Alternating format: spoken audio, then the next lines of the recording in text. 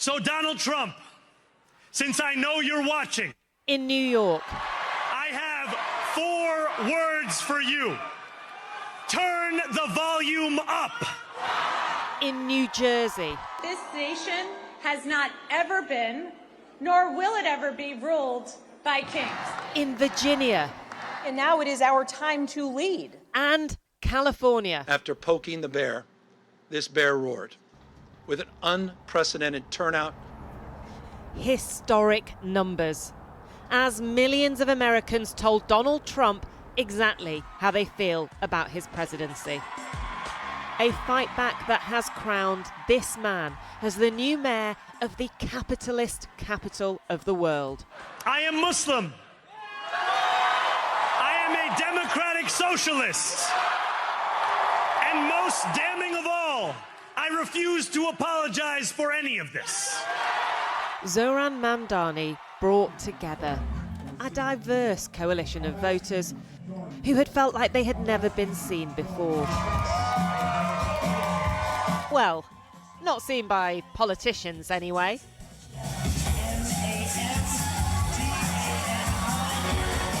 Don't be fooled by the tongue-in-cheek name. Hot Girls for Zohran was an organising powerhouse, helping to knock on millions of doors. And at this watch party in Brooklyn, how they cheered when the result came in. Amazing! This is so cool! Yeah, but everyone in this room showing up every single day.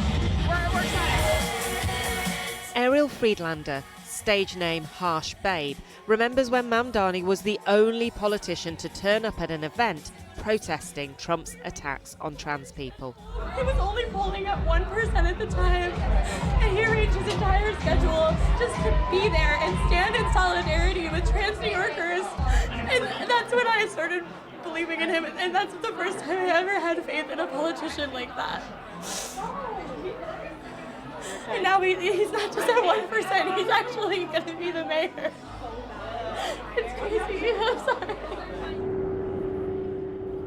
So what can be learned when the Democratic Party wins from the left here in New York and from the centre across the water in New Jersey behind me and beyond in Virginia?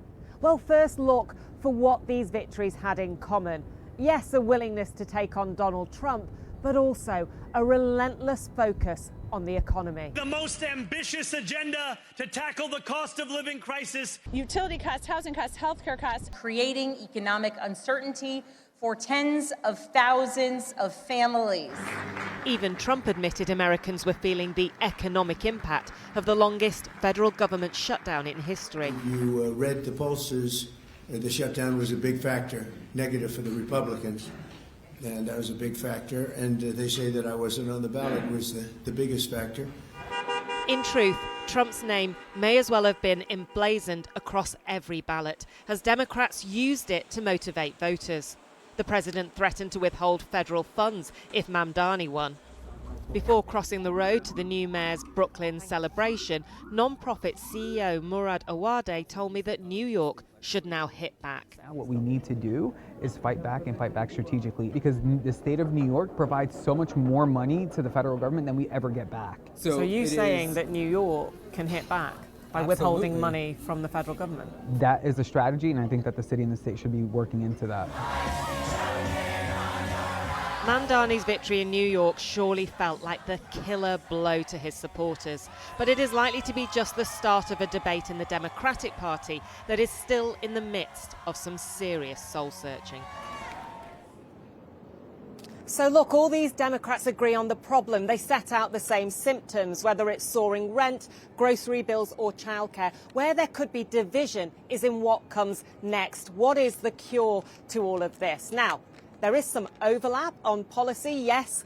Here, Mamdani is talking about rent freezes and free bus fares, but actually in New Jersey, Mikey Sherrill is also talking about freezing utility rates, and in Virginia, Abigail Spanberger wants to increase the minimum wage. But those two incoming female governors are also talking about a welcoming business environment, about grants for employers and competition, which sounds much less socialist. And there is a divide on tone as well. They sound more pragmatic. He sounds more progressive, to the extent that even some of the most senior Democrats did not endorse him in this campaign. But look, he's sounding more and more pragmatic too. And last night, socialists on the left of the party said to me they could be the ones that end up disappointed. Thanks, Anushka. Well, earlier I spoke to two titans of US politics from either side of the political aisle. Political commentator and former speechwriter for George W. Bush, David Frum, and Bob Shrum, a former Democratic political consultant. And I began by asking him whether Zohran Mamdani represents the future of the Democratic Party. No, he's part of the future. What we saw last night was an across-the-board repudiation of Donald Trump. In New Jersey, the polls had said it was going to be a close race. It wasn't. Virginia was a runaway. Democrats won seats they weren't supposed to win. It was a repudiation of Donald Trump. I think what happened in New York was people said, we're tired of the old politics. We're tired of the old politicians, and we're going to move on to something new.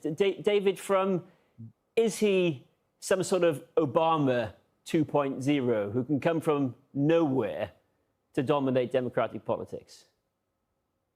No, he comes from somewhere else.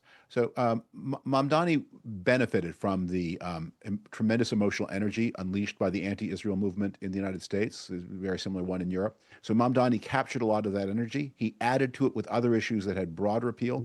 But in the last 2 weeks of the race, when it began to tighten, he turned back to those anti-Israel themes that resonated so powerfully. Bob Shrum, then you answer that question. What do you think that Mamdani's victory was all about? What was it about the Palestine issue, as David Frum says, or was it about something else?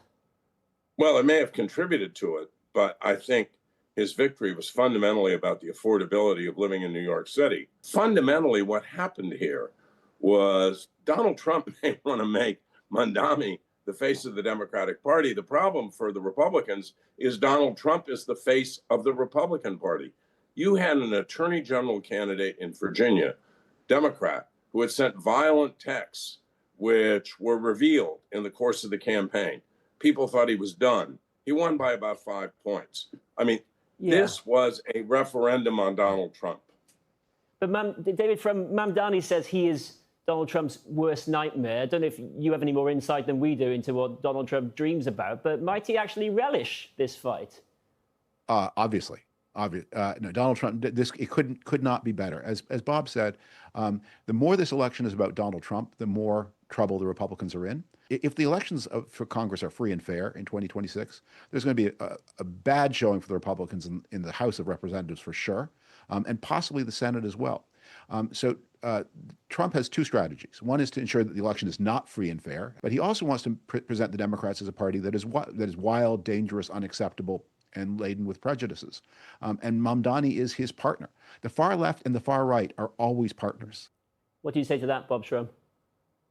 Well, look, I think one thing we haven't mentioned that's important is Mamdani created a real emotional connection with voters in New York City. Democrats used to do that all the time. FDR did that. John Kennedy did that. Barack Obama did that. And that's kind of been lost in the last few years. So the question is, what kind of Democrat in 2028 and what kinds of Democrats in 2026 are going to be able to establish that connection? And Trump's gift, David Frum, was that he was able to build a broad coalition in the last election and turn out people who didn't vote in these in-between years elections. But it's not going to be Donald Trump next time, is it? Well, he would like it to be. No, one of the things I would caveat here is Donald Trump understands very well how much trouble he's in, and he understands that his only hope of legal and safety is by subverting the electoral system. So I say things like the Democrats will do well if the elections of 26 are free and fair.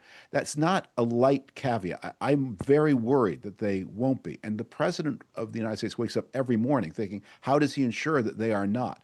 I think the Democrats are going to be very practical in 2028.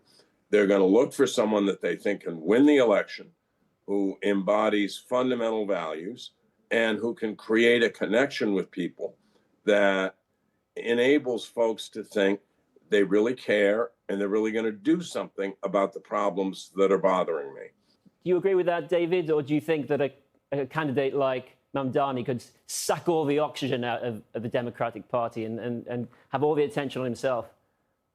What I earnestly hope that the lesson that the Democrats will take from this election is to say Abigail Spanberger, who served in the CIA and had defended this country, and who the Virginia governor who won last night. Right. That's what the future looks like. That and that they speak for a coalition that extends from everybody to from Bernie Sanders to Ann Romney, and not to the far right and not to the far left. Could you do a prediction for us then, the two of you? Do you think that the Democratic candidate in the next presidential election will look more like Zohran Mamdani or these two moderate governors who won New Jersey and Virginia last night? Well, I'm not a Democrat. I'm an anti-Trump Republican. But if I had one piece of advice for the Democrats, it would be pick someone who learned politics in a competitive state. No New Yorkers, no Californians. Bob? I don't think it matters where they're from. I think what matters is whether or not they can connect with people, whether or not they can convince people that they care about them, that they're going to do something about their problems. I don't think you can just run an anti-Trump campaign, especially if he's not running in 2028. You got to tell people what you're going to do as president and why it's going to matter to them. Okay. David Frum and Bob Shrum, the end has come. Our time is up. Thanks very much. Thank you.